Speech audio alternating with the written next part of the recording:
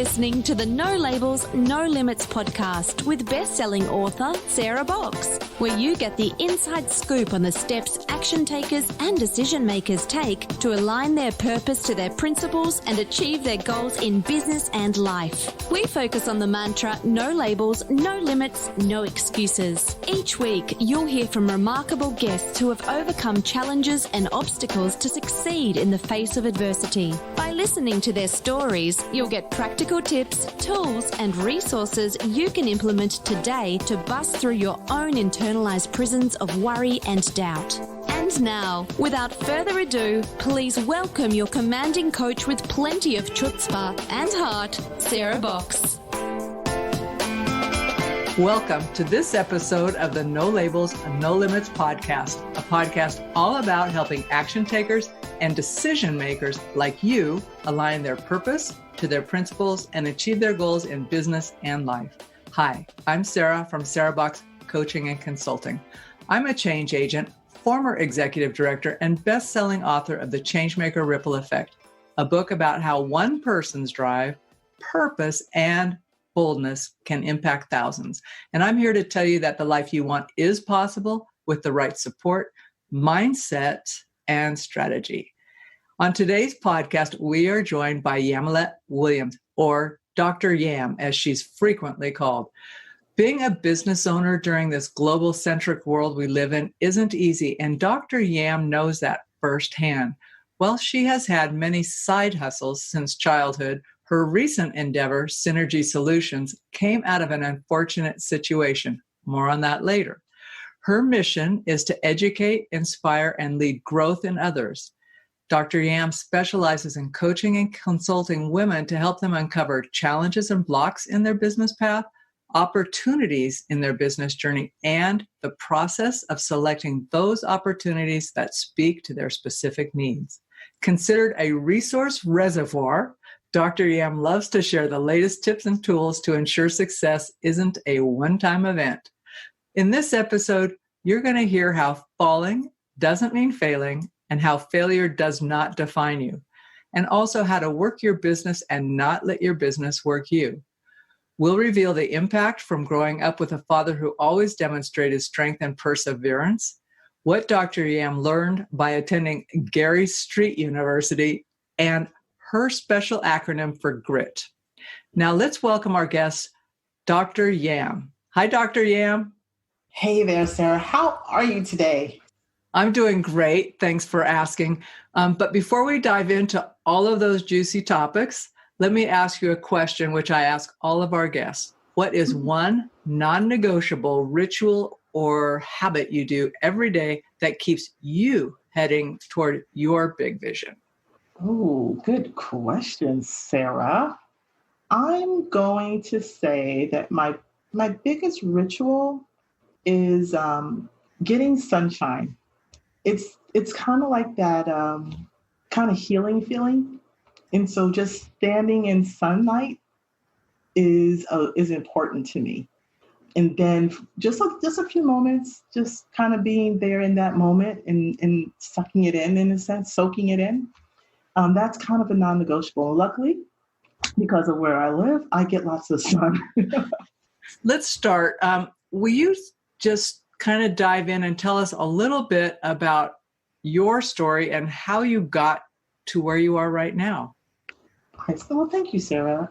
So my story is, I don't want to say necessarily unique, but it certainly has had a lot of ups and valleys, and ups and downs, I suppose. But also been very, very fortunate. I come from the academia world. I started actually vocationally wise. I actually went to tech school and thought I was going to be an architect.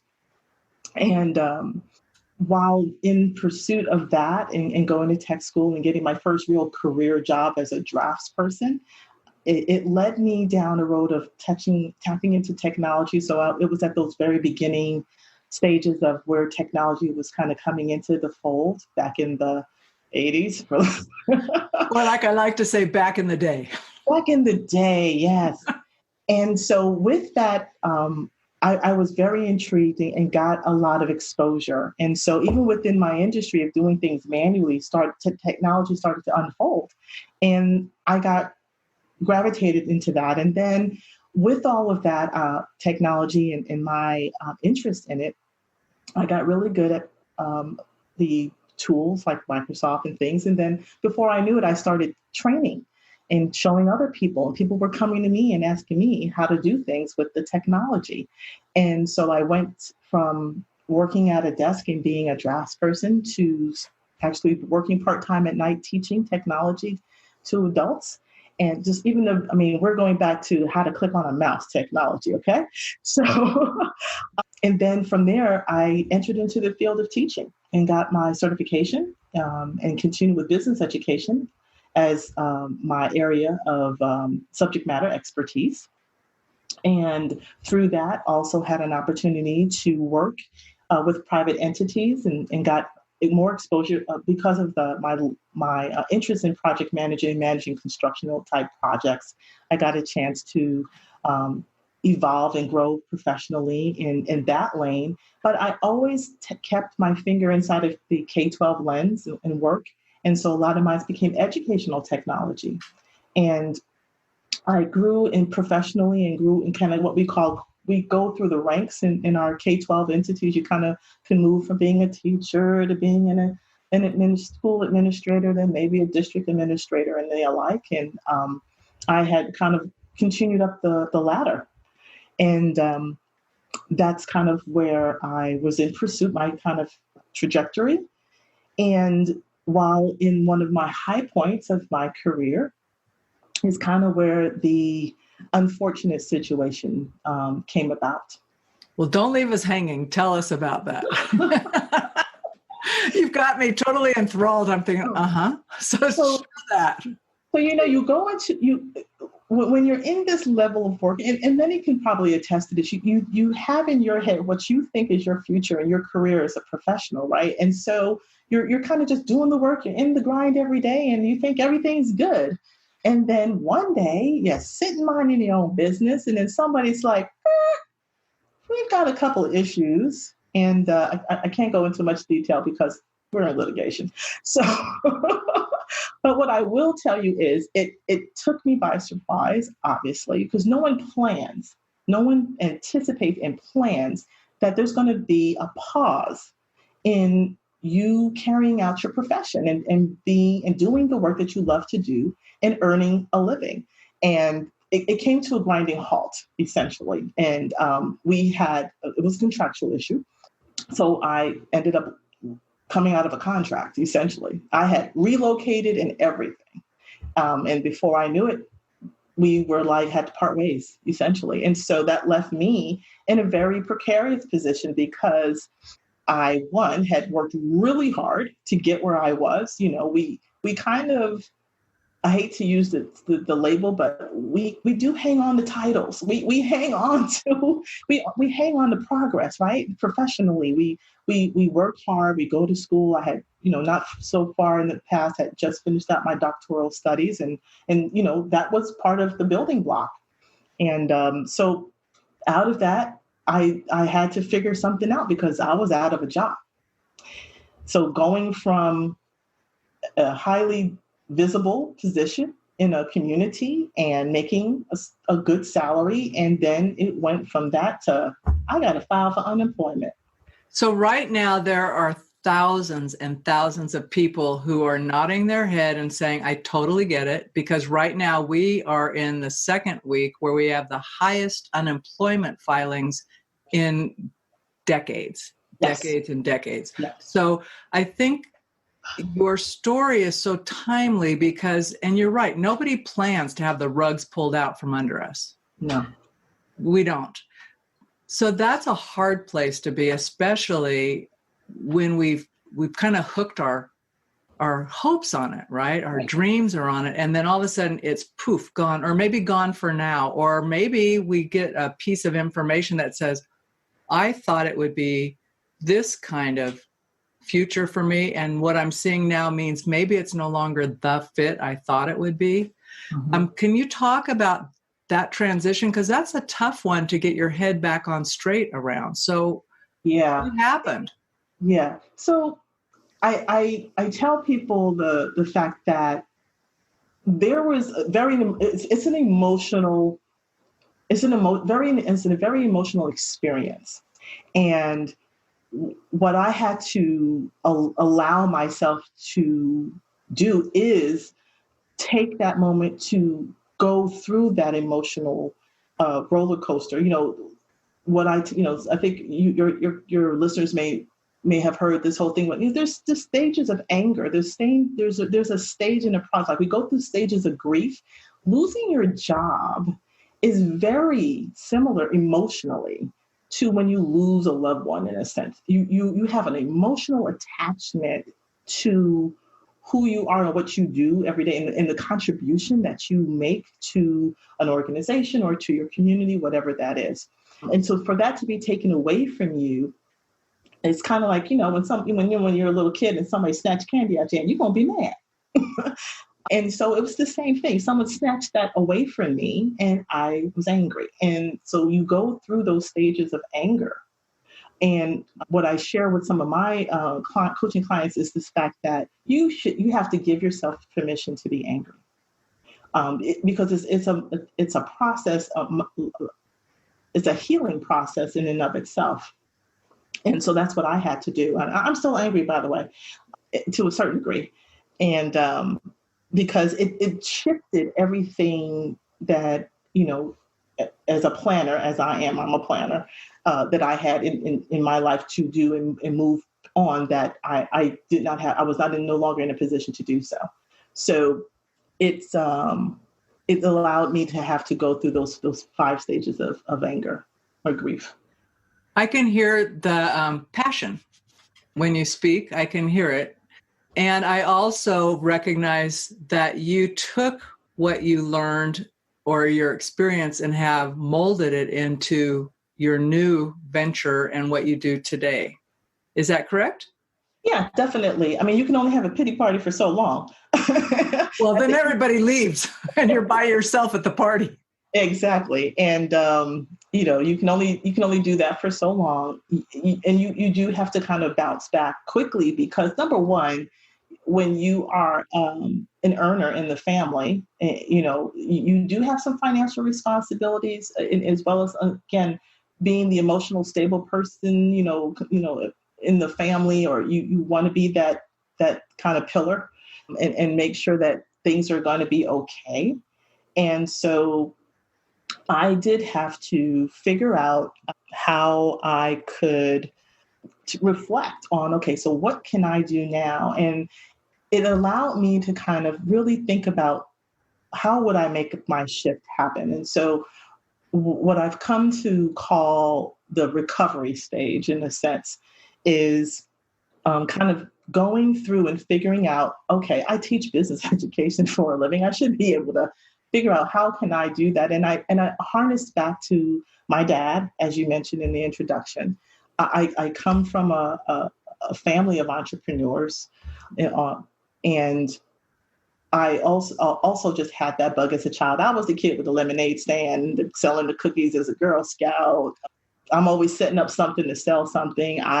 You name any MLM, and I've tried many of them alongside just working my regular business, my regular career. And so I took what I knew, which was education and training and coaching, and took also the relationships that I had built in over the course of the years, and was able to connect with individuals who I had great respect for. They had great respect for me. And once they heard of my search situation and I put out my I'm open sign, I was able to get my first client. And it just takes the first customer and the first client to get you in forward motion. So has going through all of this, and I know you're still kind of transitioning still, because it's not a one and done, I've made my decision thing. There's the ongoing implications of it. But has that changed, or had you reflect on how you define what success means to you and the different levels of success? Certainly. Yeah, I think I certainly am very proud of all of the things that I've accomplished over my lifetime so far, both professionally and now as an entrepreneur, full-time entrepreneur, right? What I do, what I recognize is that you get to define what your success level is. I do believe that probably now more than ever, there's probably a lot more being exposed and people are getting inundated a lot now with respect to these business opportunities, is when you're shifting from employee to entrepreneurship, the critical aspect of understanding what success is has to do with, one, that you're doing it out of a level of passion. You should be going into a business idea that is driven by something you enjoy doing and have a good grasp and have skills and expertise in, that others can see that of value. The misconception that there's this instantaneous growth spurt per se with getting to six figures, as people like to loosely use the term, is not an everyday occurrence. Growing your business is way more important than having a growth spurt. So entering in with the one customer, that's all I needed. One, it was enough so that I could feel good about myself, that there was validation to the decision I had to make and just, again, put food on the table, pay bills. The bills are still coming in. I didn't have the luxury that some of my clients that I do coach have, in that they're transitioning while they're working the full-time job, that they have the benefit of working through their business plans and such to get to a way where they can make that decision to leave and work their business full-time. So success is personal. It is not something anybody else defines for you. It's something you get to define for yourself as the entrepreneur that you aspire to be. So, that's interesting to me, because you're right.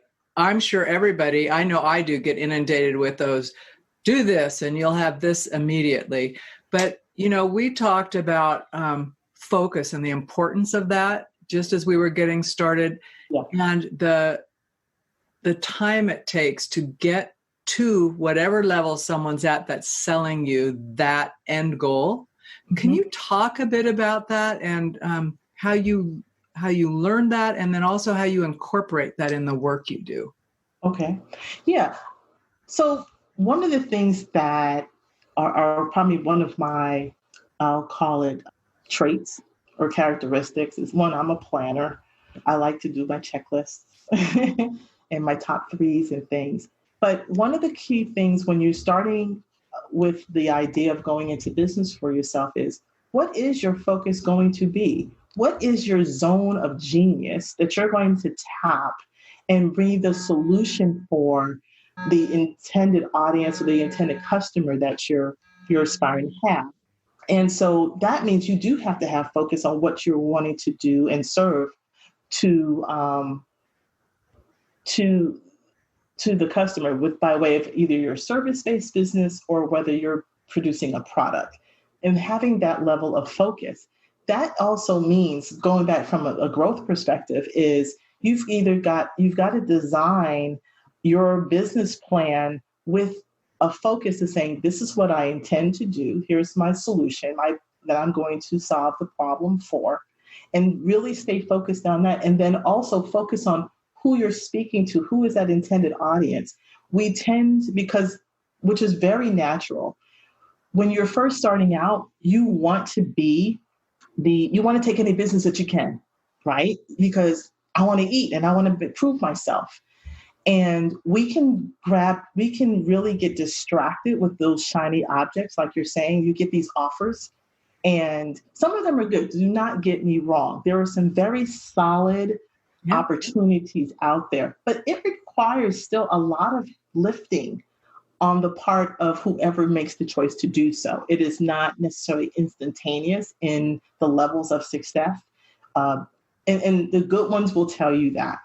The ones that don't are the ones you need to be skeptical of. So staying focused is something that I lean to a lot, particularly even when I'm coaching and people like to divert. And I'm like, okay, I'm not gatekeeper in the meeting too. So I'm like, we're getting off task, we're getting off the subjects, let's stay focused. There's a great book, and we talked about this. There's a wonderful book that I came across. It was my last year's read, my book of the year, and that was The One Thing by Gary Keller. And so I'm not invested in the book, but everybody needs to read it. But it really helped to reinforce my thinking. I already had subscribed to the thinking, but it really helps people to understand that if you focus on one thing, that one thing every day is how you're going to get to that level of success that you have identified for yourself. And one thing meaning that, what's that one big rock, I like to call it? And then what are the daily steps that are going to get you to that one thing that you want to accomplish, you want to have that's going to kind of be the foundation for why you're doing your business the way that you're doing it. I love that book too. And one of the things I've used that for is to change when I'm tired, right? And I'm thinking, and I look at something, I'm going, I know you're tired. I know you've been working all day. What's one thing you can do right now that's going to make tomorrow better? Like, what's the one thing you can do right now that by doing it, everything else will be easier or unnecessary? And honestly, I practice that even like, okay, I don't feel like doing the dishes. But if you did them right now, I know it sounds really mundane, but it's one of those things like, but if I do it now, my head's going to be clear again because I'm not going to have to think about it. I just had that experience this morning with the dishes. So I don't know. It was like, let me just hurry up and do these. There's not many. Let me hurry up and get them done. And then I don't want to hear nobody's mouth about dishes today. Keep it moving. And I do that, like, or even when someone says, well, I just, whatever the excuses, they say, I'm just going to try. And I'm thinking, well, is there one thing you could do that would be close to that? Yeah. And then I'm thinking, just do one thing. You don't have to do it all. It's like when we have that big elephant, right? We have to do it all. It's like, just do a piece every day, to your point, little pebbles. And pretty soon you've got a big old mound that you can climb up and over. Yes. I think too, and you referenced it too, as change agents, particularly in corporate and in large organizations, when you're working on strategic planning and really trying to have everyone understand that what is your contribution to the end goal is that one thing. So when you kind of narrow that down from an entrepreneurial sense, and most of us are one man operations, right? We have to hold ourselves accountable into how we carry out our work every day, because we can get really caught up in doing busy work and not productive work. And so that, again, is that whole thing. That's why I like lists and I like to do checklists. And I say, what are the 3 things that I know I need to do today to give? And if I get those done, I'm going to feel good. And if I don't feel good, and if I don't finish enough, then I got to recalibrate somehow. Right. So to me, that's that artfulness. When you're going into business for yourself, it's kind of like it's a balance. Now, I don't like to use the word balance so much as I like to use the term harmony. That you have to have some harmony between, the aggressive kind of, I got to get this done. I want to get a new client. I want to succeed, but I have to have a life, and no one's going to drive me crazy at the same time. So that balance in that. So when you know what your one thing is and you know what you're good at is that one thing, then get good at that. It's not that you won't be good at lots of other things. I'm good at a lot of things, but I wanted to get really good at one thing. And my one thing is I wanted to get really good at helping aspiring entrepreneurs get past the fear that they were not comfortable or confident to take their idea forward. And that was important to me because I see so many people doing it the wrong way. And so a lot of people say, well, I started, I'm in business and I'm like, that's not a business. You're still in hobby lane. Tired of feeling stuck and ending with the same result? Want to know how Sarah can help you with one-on-one or organizational coaching? Then book your free discovery call at sarahbox.com/contact. Now, back to the show.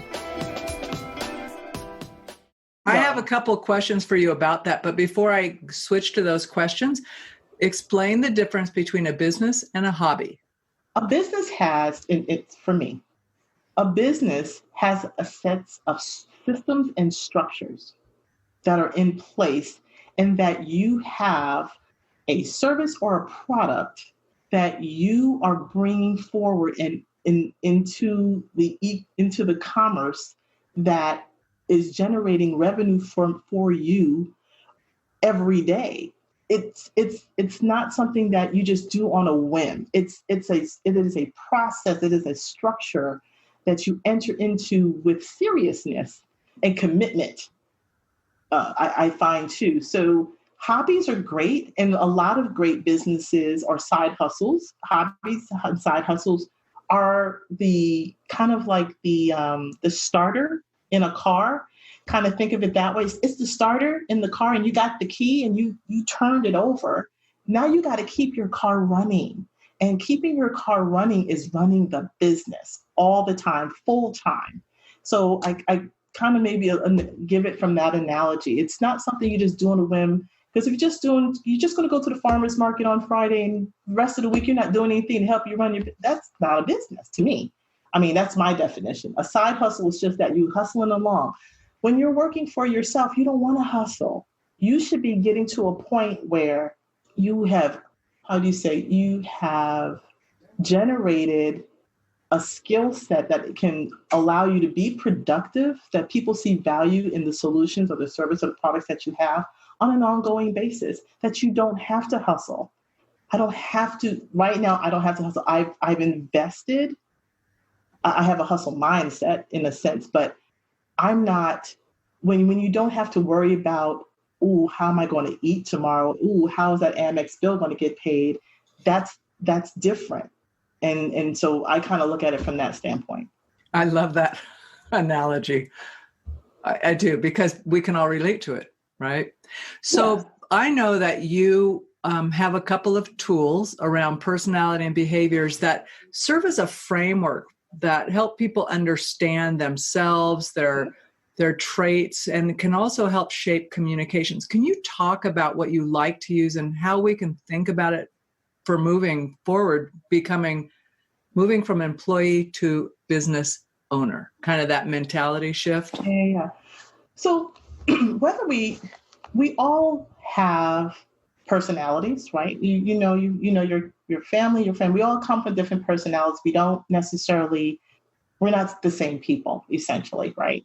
So there's an instrument that I use that allows individuals to answer a series of questions that out of that can help to identify what are your strengths and what are your weak areas that you can, when you know what they are, help you to communicate effectively with the other style. So there are 4 that are the prominent styles.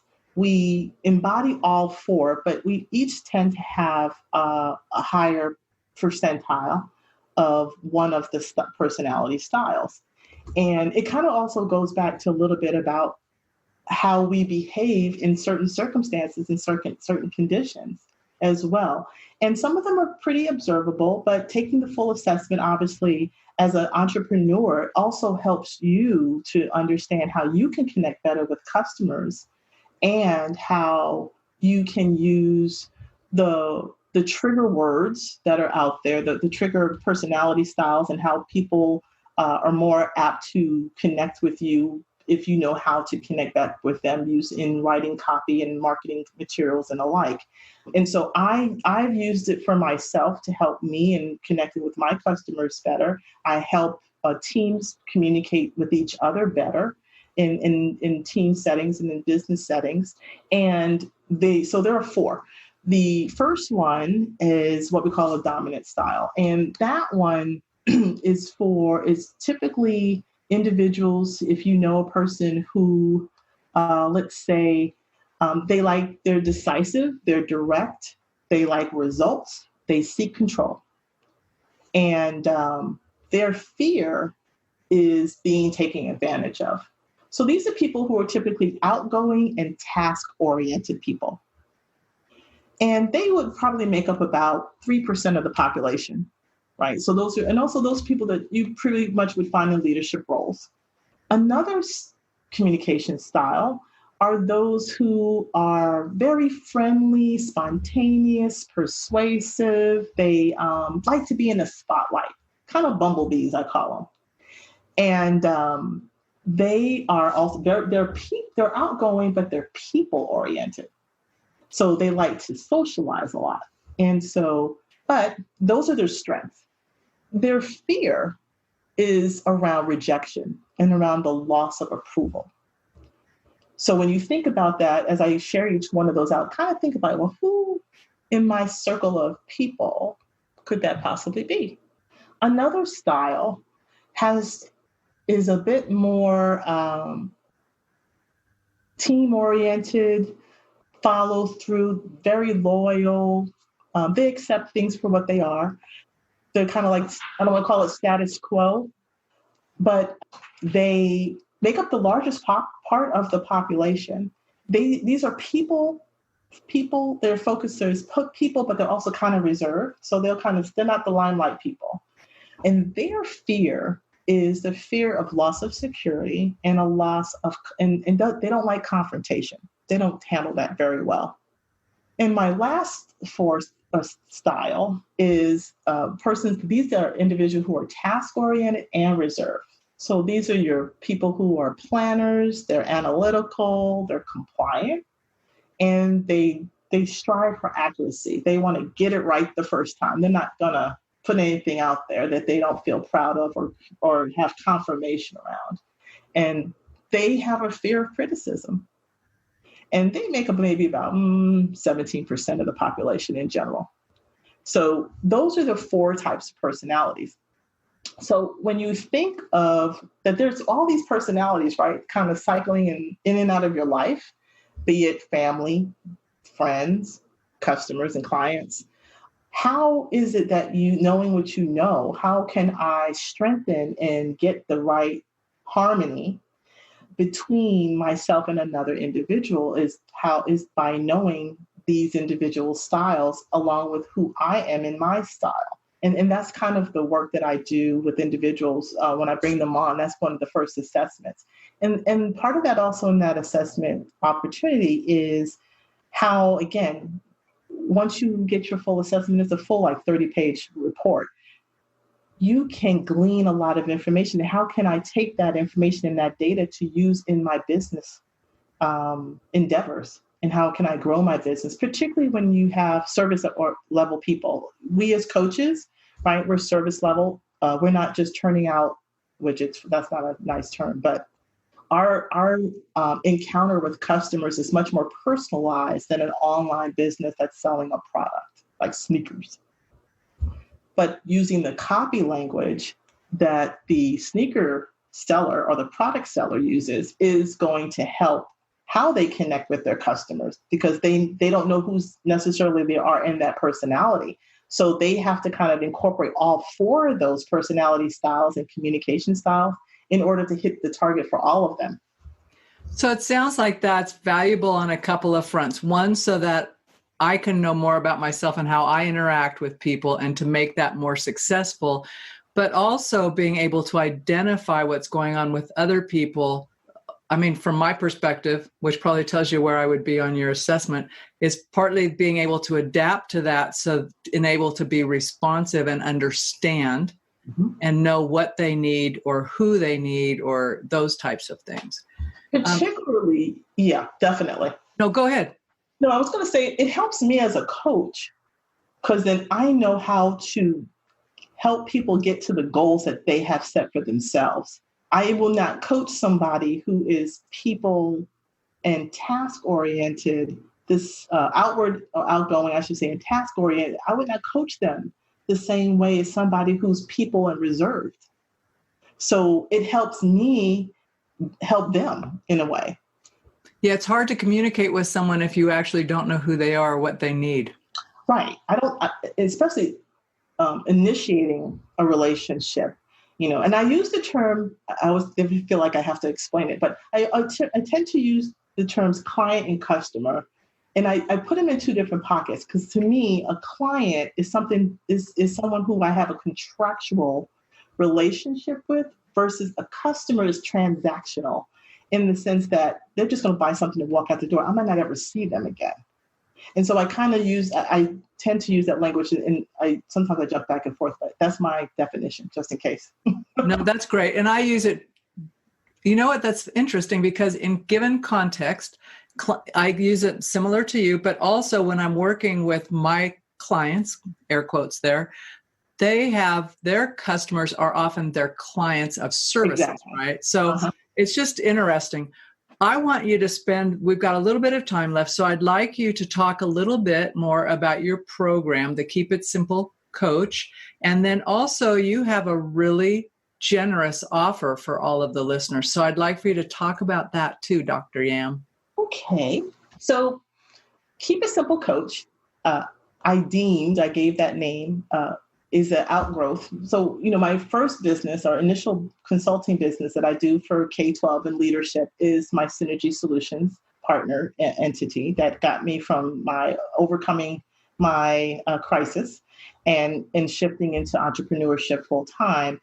And then, because of my love for business and seeing where the needs were, and my love for coaching and helping, is how I got to the Keep It Simple Coach, because I like to keep things simple. I like to take the confusion and take things that don't have to be complicated.